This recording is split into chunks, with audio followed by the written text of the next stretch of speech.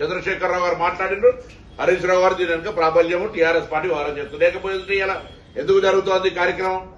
RTC పరంగా మేము ఏం బెనిఫిట్స్ ఇవ్వలేదు. మీకు లిస్ట్ ఇస్తాను. ఇలా 2000 సంబంధించిన 13 పెండింగ్ బాండ్స్ ఇచ్చినాము. 2017 మేము వచ్చిన తర్వాత 2017లో పెండింగ్ ఉన్నటువంటి పీఆర్సీ క్లియర్ చేసినాము. 25 పీఆర్సీ ఇవ్వాలి, 21 పీఆర్సీ ఇవ్వాలి. దానికి సంబంధించి కూడా ఆర్థిక పరమైన భారం పడుతుంది. ఇప్పుడిప్పుడే కోలుకొని మూలిగే నక్క మీద తాడి పండు వడద్దనేటువంటి ఆలోచనతో జరుగుతారు. ఎక్కడా పోదు ఒక్క రూపాయి కూడా వాళ్ళకి అందరికి లాభం జరుగుతుంది. మరి దాని తర్వాత ఈ పిఎఫ్ సిసిఎస్ కు రోజు నెలకు 10 కోట్ల రూపాయల పెండింగ్ అన్ని పేమెంట్ చేస్తా ఉన్నాం.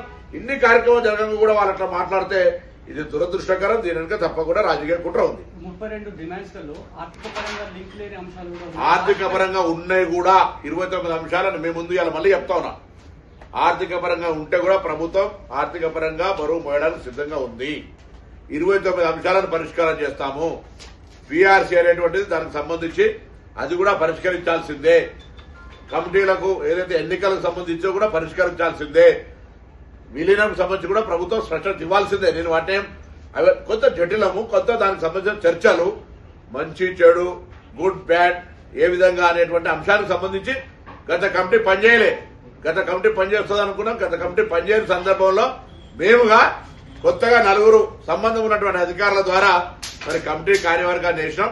ఆ కమిటీ నివేదిక ఇచ్చి మీకు సమస్యను చెప్పడానికి సిద్ధంగా ఉన్నప్పుడు కూడా మీరు సమ్మెలోకి వెళ్తే పొరపాటు. మీరు 41 రోజులు ఆగినాం కదా. అరే 41 రోజులకు 4 వారాలకు మునిగిందేంది? 4 వారాలు మీతో అధికారులు సంప్రదింపులు స్టార్ట్ అయినాయి కదా. 41 రోజుల లోపలే సంప్రదింపులు జరుగుతున్నప్పుడు ప్రక్రియ కొనసాగదా?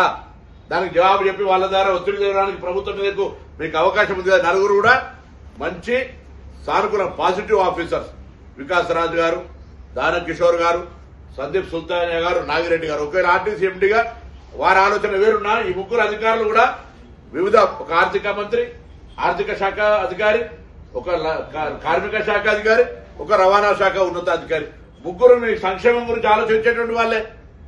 మేము లేకపోతే సంబంధం లేని ఎవరినో నియంత్రణలాగా తీసుకొచ్చి పెట్టి మిమ్మల్ని అణచివేయాలని ఆలోచనతో లేమే. డీజీపీని పెట్టలేదు ఇలా మేము. లేదా ఇంకొక కొంతమంది ఆటుకోరుగా ఉండేటువంటి ఆఫీసర్స్ దీన్ని మేనేజ్ చేయగలిగే వాళ్ళని అట్లా పెడతలేదు. మేము పరిష్కారం చేయాలని ఆలోచనతో ఉన్నాం. మళ్ళీ చెప్తానా, యావత్ తెలంగాణ ప్రజలకు కూడా నేను చెప్పదలుచుకున్నాను. 32 అంశాల్లో సాంకేతికమైనటువంటి ఆర్థిక పరంగా హెచ్చుగా బరువు పడేటువంటి పీఆర్సీ యూనియన్స్